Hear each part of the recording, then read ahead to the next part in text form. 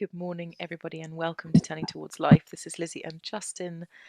This is a Thirdspace project, and we are here for the ongoing, continuing conversation with these extraordinary sources that we find each week, each Sunday. We do this live together, and you might be listening here on Facebook or on Instagram or on any of the podcast platforms. And all there is really to say is a huge big welcome to you, and also hello, Justin. And we're recording this just after New Year in the UK, and Happy New Year to everybody as well. It's 2022. My gosh, that's the first I've said that. 2022. And we've got this really beautiful poem that Justin, you've brought for us today. Thank you, Lizzie. Good morning, everybody. Happy New Year. Welcome to this conversation. Where it may not be New Year 2022, of course, by the time you listen to this, it might be New Year 2029 or something, the way that these conversations persist, but you're welcome with us. So welcome to be here, whatever date or time or way that you're with us, whether you're watching or listening, all of that. Before we get into this source, Lizzie, we haven't for a long time said anything about Thirdspace that this whole conversation comes from. And this poem, that is our source, the spring, the life spring of this conversation we're going to have. I'm pretty sure this came to us because one of the graduates of our professional coaching program posted it in the ongoing alumni community that has come out of our programs. So first of all, I just want to say to whoever it was, thank you. I can't remember who brought this to us.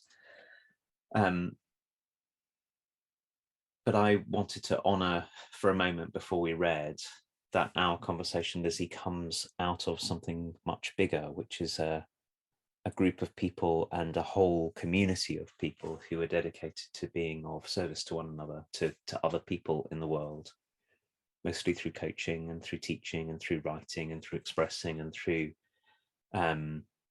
bringing ourselves and bringing one another out in our fullness and bringing out people's goodness.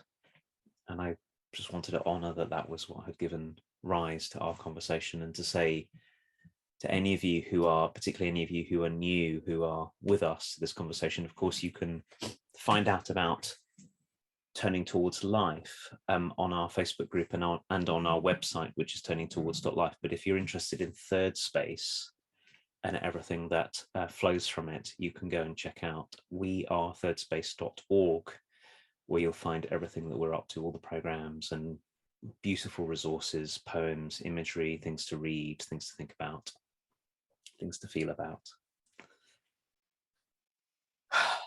And the only other thing to say about that is, if you are listening in early January 2022, we have an opportunity coming up in February to join our professional coaching course students for a day and receive some free coaching from them as part of their learning and as a wonderful way of finding out about our work.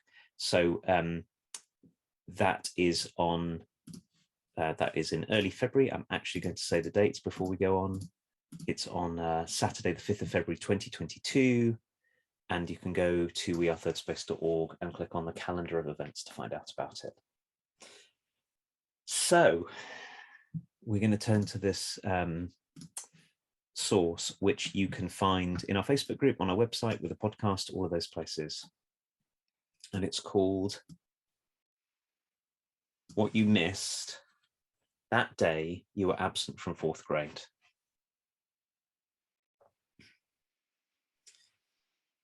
Mrs. Nelson explained how to stand still and listen to the wind, how to find meaning in pumping gas, how peeling potatoes can be a form of prayer.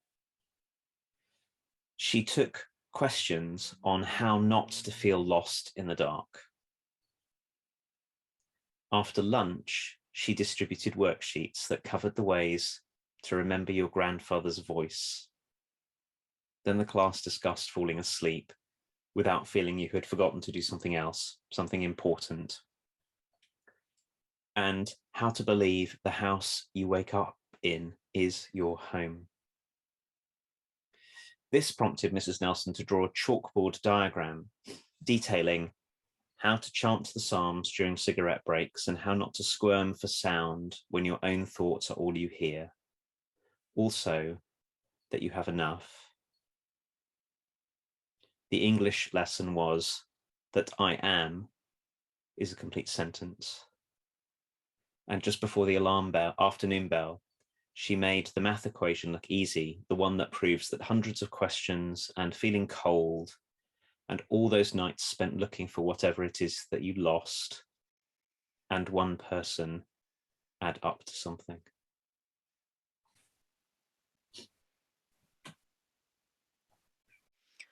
What you missed that day you were absent from 4th grade.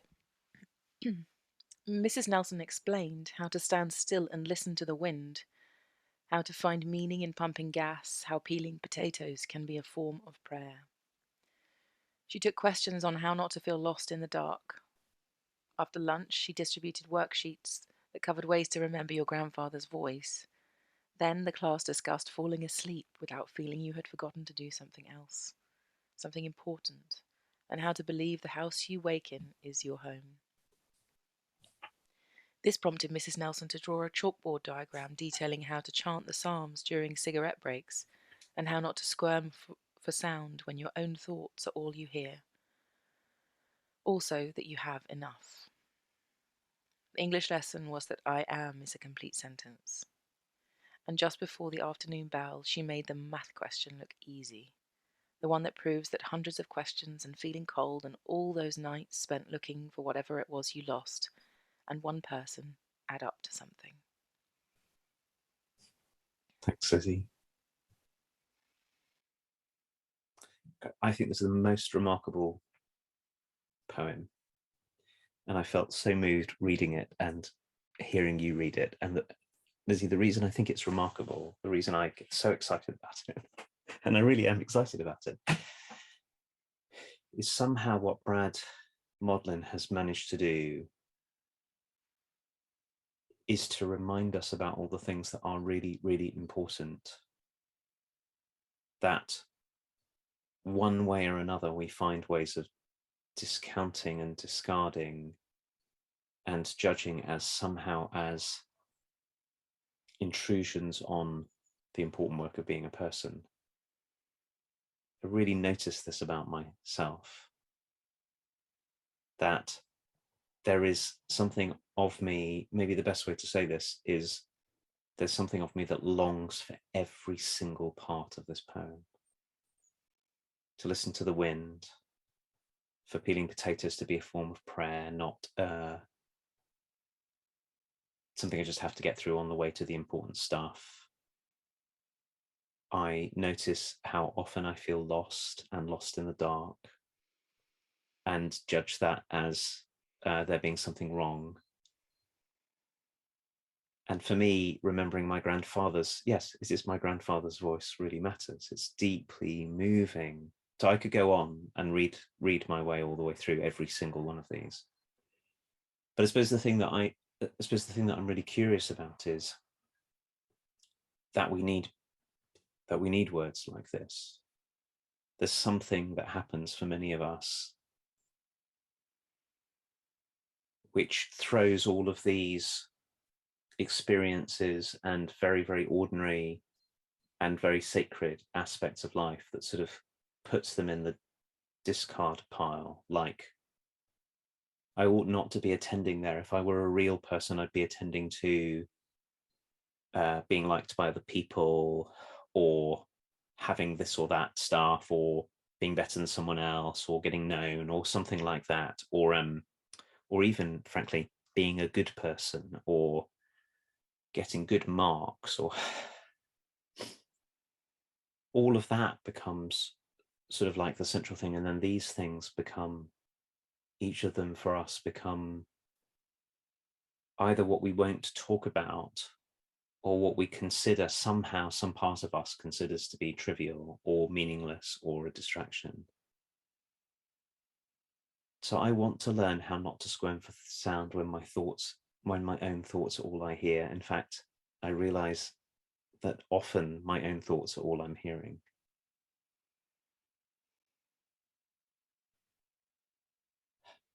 that all of our questions and feeling cold and all of those nights spent looking for what we've lost and one person add up to something. So I'm just wondering about how it is we lose all of that, and what a relief it is for someone, anyone else, to say, it's okay. All of this matters.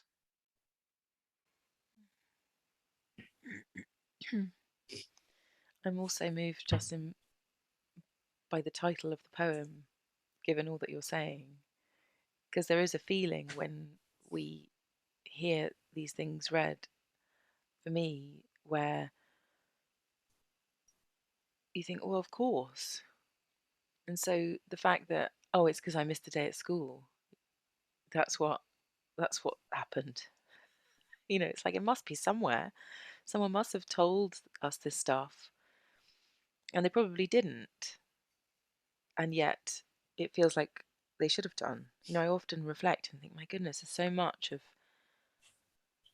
how to be a person and have feelings and be sad or find something difficult or be extra joyful and not know what to do with oneself. Like there's so many things that never got spoken about in the way that we were told about life in the systems that we grew up in, the ones I grew up in anyway. They didn't have much at all by the way of human conversation.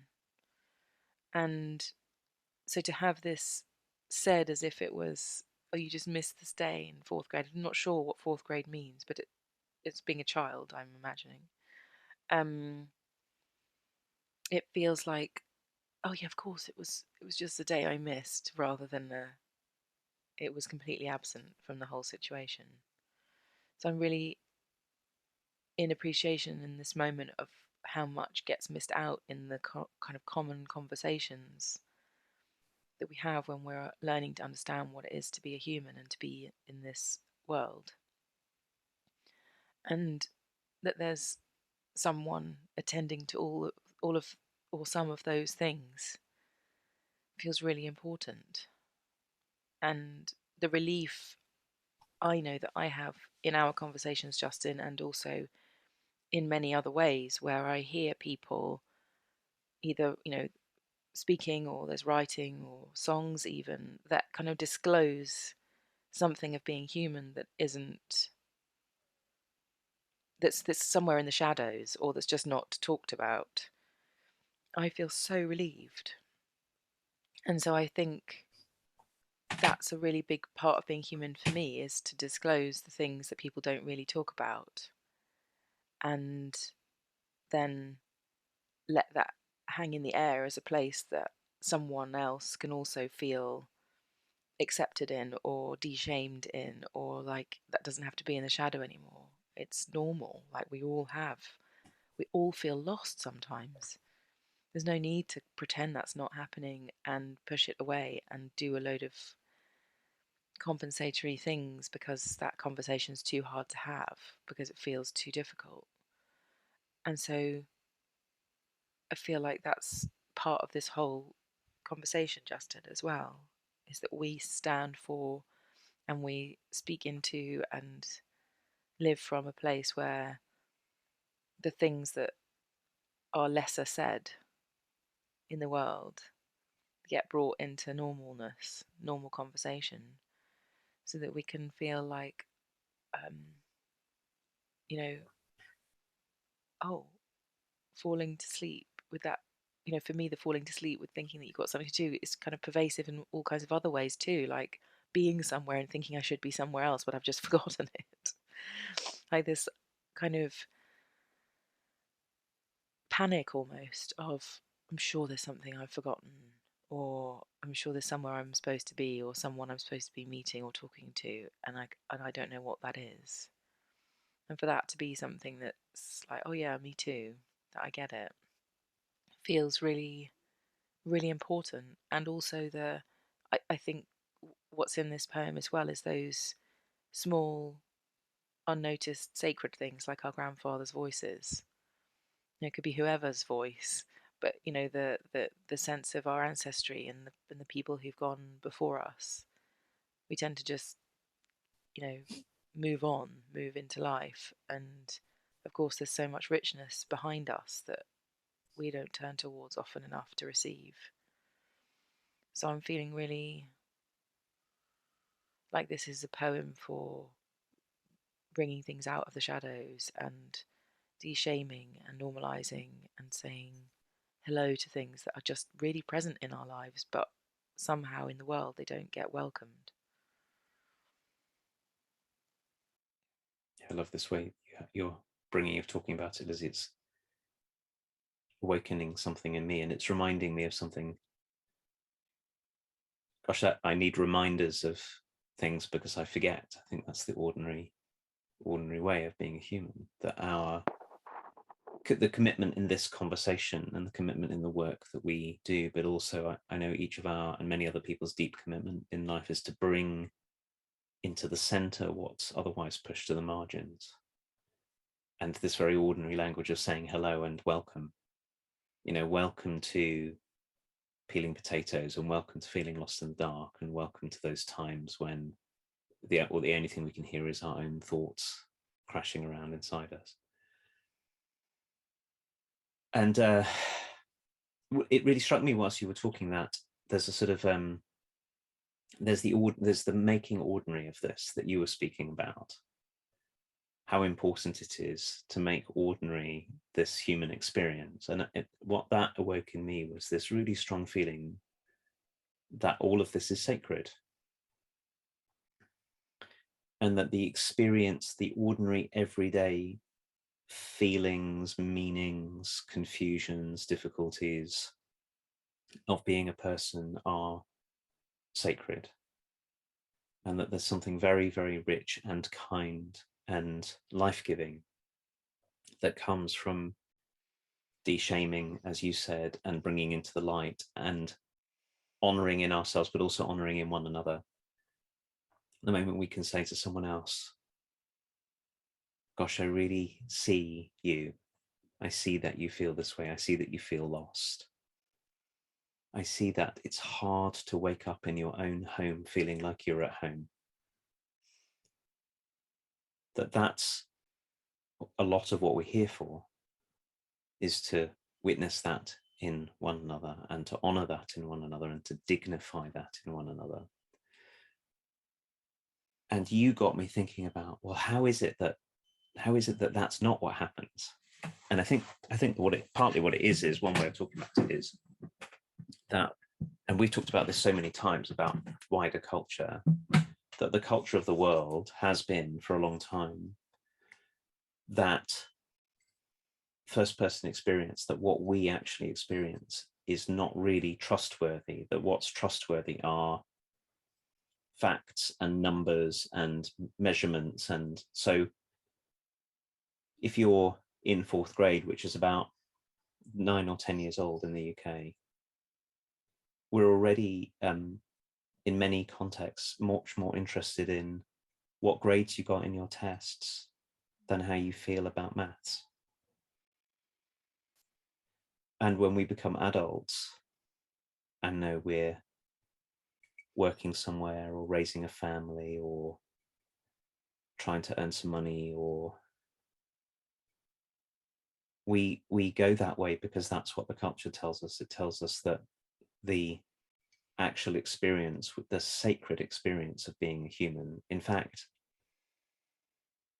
the most miraculous something in the universe is that it is possible for us to experience anything, that we're conscious beings and that we experience, has by our wider culture been relegated to the margins.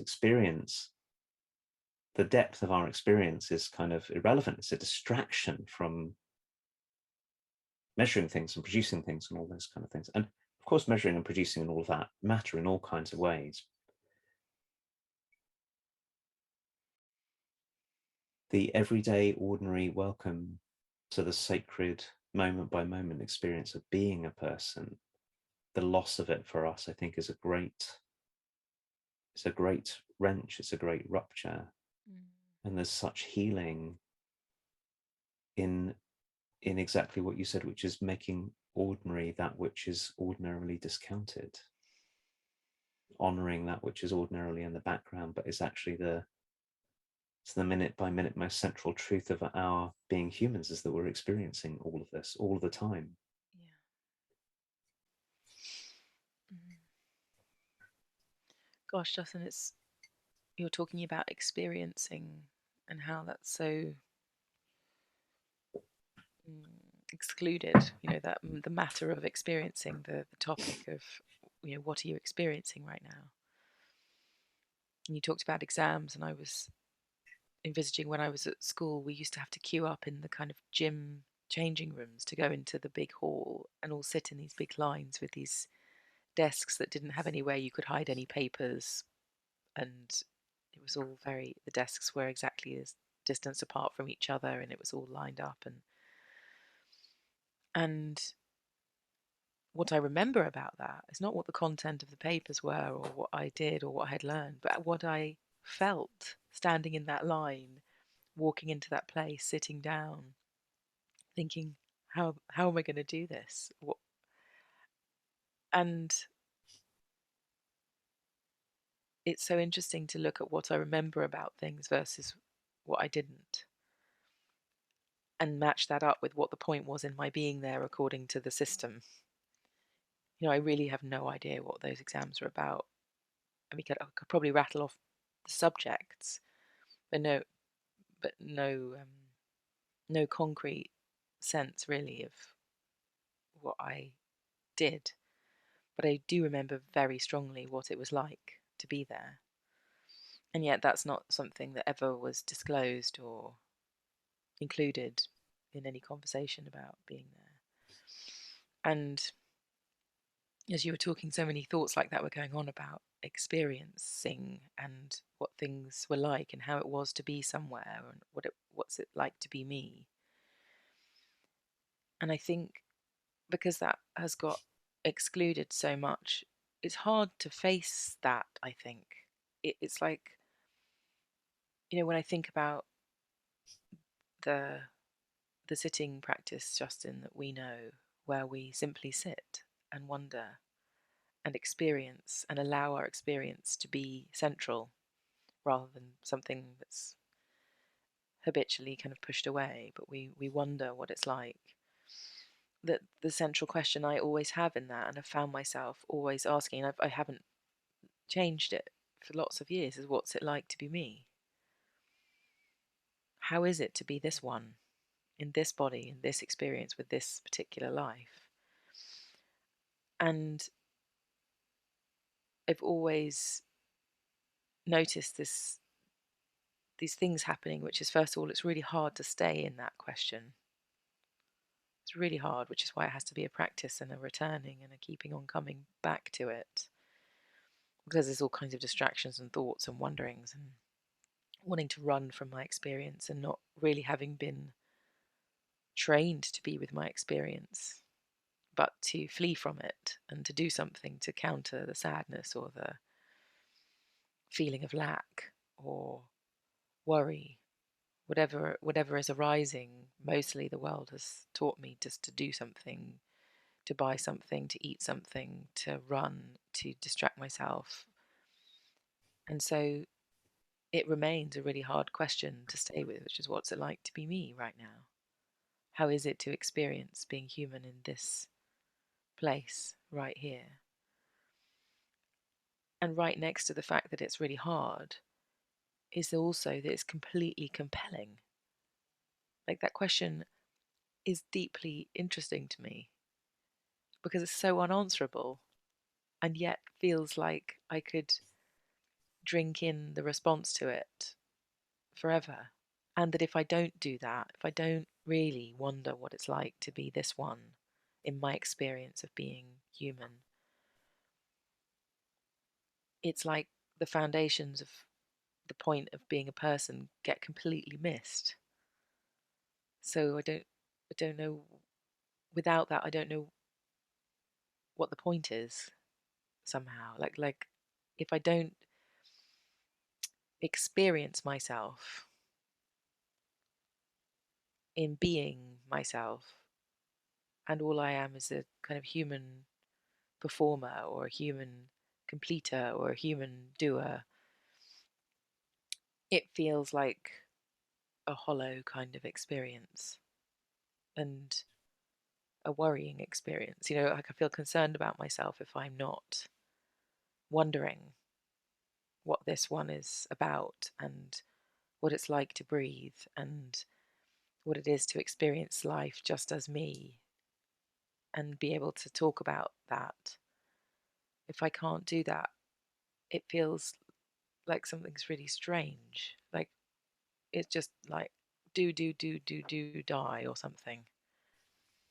And so to try and infuse my life with a sense of my being, a sense of my what I am, what being I am in my particular essence of self, whatever that is, knowing there's never an answer, but being willing and open to wander into the question of wondering what I am, what it's like to be me, feels so important and central so that I actually am in my experience of life and that I can cultivate a relationship to my experience rather than push it away. This is so important. Lizzie, as you're talking, it's reacquainting me with what feels to me like feels in myself to be like a giant rupture that we inflict on ourselves and on one another. And the rupture is to say the way that we experience things is somehow irrelevant or a distraction. And you're making such a powerful and beautiful case for honoring the unique experience that we each are. And in a way, it seems to me that what we each are is, I think it's David White who says that we are each a unique horizon, Mm. a sort of a meeting point between consciousness and the world. And we're each a unique one of those. There'll never be Mm. another Lizzie. There'll never be another one who is you, and there'll be never be another one who is me. And so what's arising here in our own experience is it's a treasure. It's not a distraction. It's not a falsehood. It is the foundations of what it is to be a human, and like you said, not a machine of some kind. We're not mindless machines. There are some who would argue that we are, that with our consciousness, our experience is some kind of illusion. And it seems to me that's exactly the wrong way round. That yes, our experience can mislead us about this and that. Of course it can. But it's fundamentally is that to be a human conscious being is to be one who experiences. But it also really struck me whilst you're speaking that the consequence of our treating our own experience as if it were irrelevant is that it's very easy to treat other people's experience as if it's irrelevant too. Mm. So if you're hurting or joyful, if Mm. you're loving or excited, if you're confused or lost, to the extent to which I'm treating myself as if I were a production machine, and discounting and not honoring and dignifying and sanctifying my own experiences, also to the extent to which I'm likely to be doing that to you. And I think that's a tragedy. Mm. I mean, it's an absolute tragedy because we and everyone around us are these extraordinary consciousnesses, can't even say it, Yeah. one-off, unique experience, sentient, conscious experiences of life. Yeah. So, and that's where we come to the last line of Brad Modlin's poem. What would it be if we were to really orient in the way that you're saying, in the way that a simple daily sitting practice of just sitting and being with our experience, what it would be if we took the hundreds of questions and feeling cold and all those nights that we spend looking for what we've lost, and each one of us as something. And it's so close to us all the time. Yeah. It's like it's like the glasses we wear on our noses, and we see through it, but it's right here. It's not over the sea or over the mountains. To turn towards and dignify and sanctify and honor and love and what's the word, rejoice in, that we experience whatever it is. And it's not over the sea and over the mountains for us to do that for one another. And yet from around fourth grade, most of us are taught very, very strongly again and again and again and again that that is what's irrelevant. Mm. The good news about it is that it's not hard to start including that. Despite all of the efforts that there are around us that we've made to exclude, the act of turning towards is, in a way, is very simple. Yeah. Yeah, it strikes me, Justin, it's easy, it's simple because it's here. It's possible to say, this is the way I'm experiencing this. We can have language for it. Mm. And we might need to learn language too, but the experience is here. And we can just begin speaking about it. And I think, Justin, I think one of the things I feel really dedicated to is finding that there are spaces where we can have a go